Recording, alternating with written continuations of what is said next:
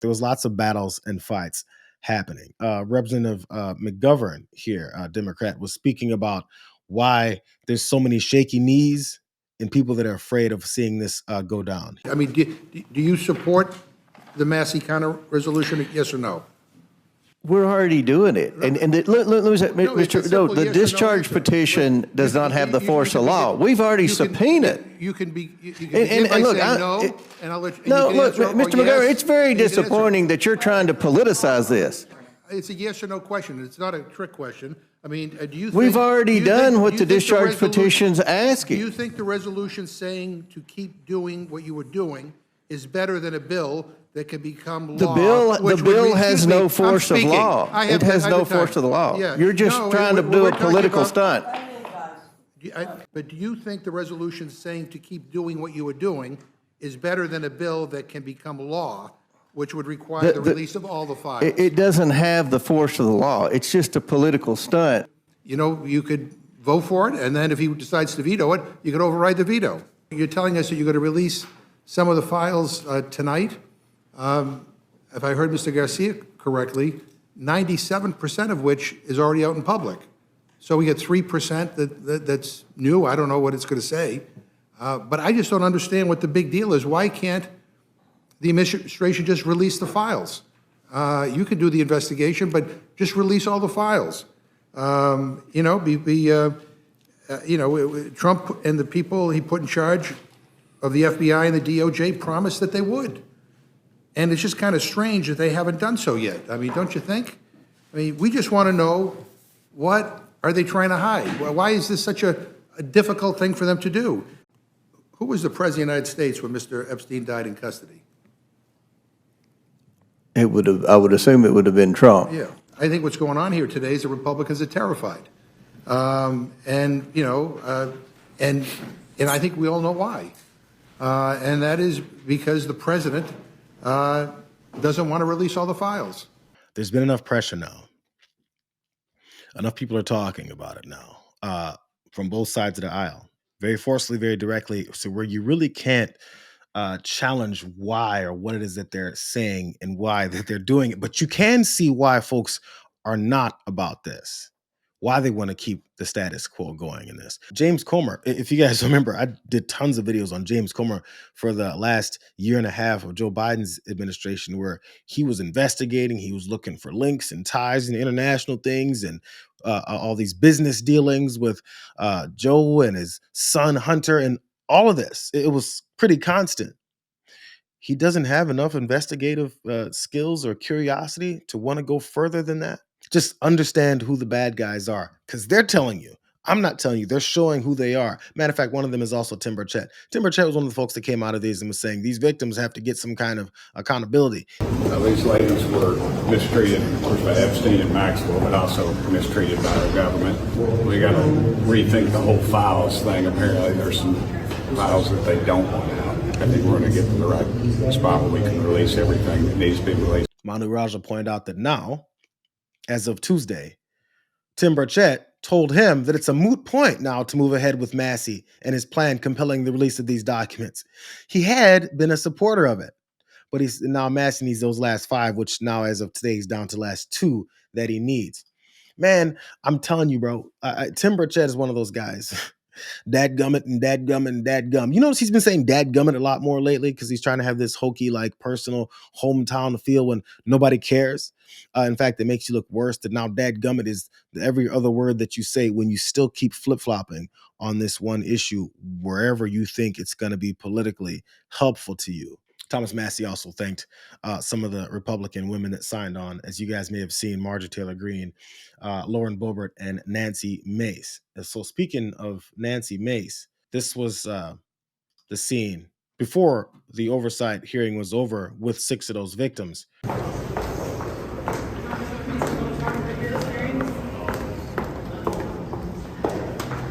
Nancy Mace walked out of the hearing early, red-faced and in tears, and I believe someone asked her a question and she continued walking out. I also saw Don Lemon post over on Threads that he had seen her just outside of the Capitol in the corner having a panic attack. And she asked him for privacy, so he said he gave her privacy, and then then went in front of a camera and told everybody what was happening. So I just had a very weird, unusual experience. We were standing in front of the Longworth building, one of the House office buildings, and I noticed this woman in the corner was not doing okay, and someone walked by and said, "That's Nancy Mace. I think she's having a panic attack." And sure enough, I went and I kind of looked, and I had my camera up a little bit. I got out of the corner of the camera, and then she came out and she said, "Please, will you please just respect my privacy?" And guess what? I'm going to respect her privacy, but I will tell you that she was upset, she said, because of the Epstein victim. And so she just said, "Please respect my privacy, and who's going to fight for us?" And she wants the Epstein files released. And then she said, "Just please respect my privacy." And then she got in her car right here and drove away. So I'm going to respect her privacy. But yeah, Nancy Mace, I saw her right there in the corner having a panic attack. Since that was all reported, she then posted herself about what is it she experienced. So she went on Twitter and said, "Since it's already been reported, yes, I left the oversight briefing with Epstein's victims early.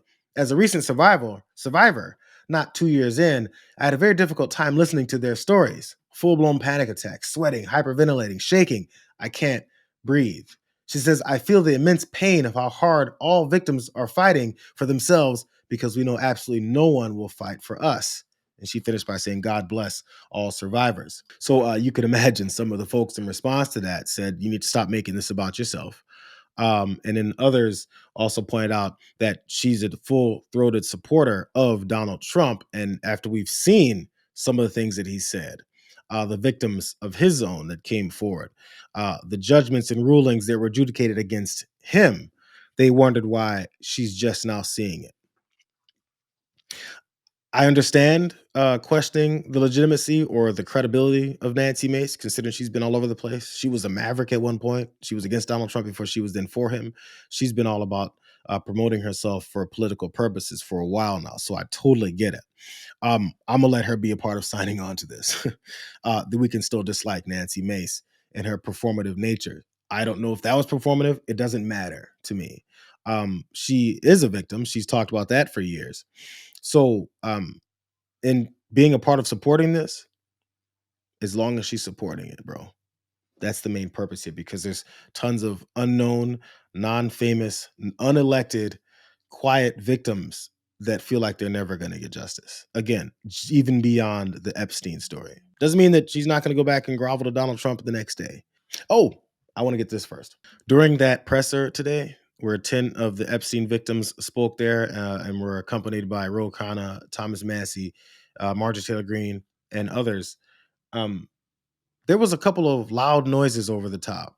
There was some flyovers. It was loud jets flying right over the Capitol where folks were speaking.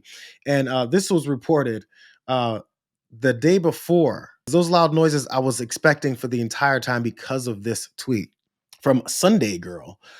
She said, "Just received notice that there's going to be a military flyover of DC tomorrow at 11 a.m., just in time to distract from the 10:30 press announcement about the Epstein victims. Surely the timing is coincidental," is what she said. I wasn't going to point out her tweet until I actually saw it happen, and there was confirmation that what she posted was true.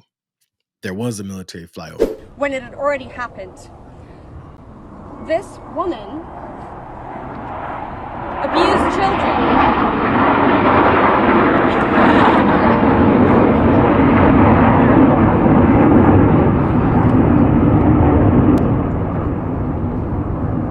I was abused by Jeffrey Epstein and Ghislaine Maxwell for over 10 years. Yeah, I did say that.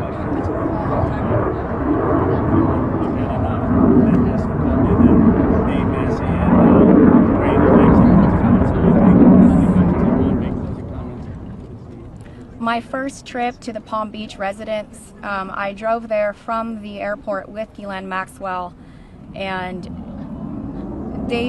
Jeffrey and Ghislaine were always very boastful about their friends. It happened two or three times, to the point where the folks speaking had to stop and wait and then pause.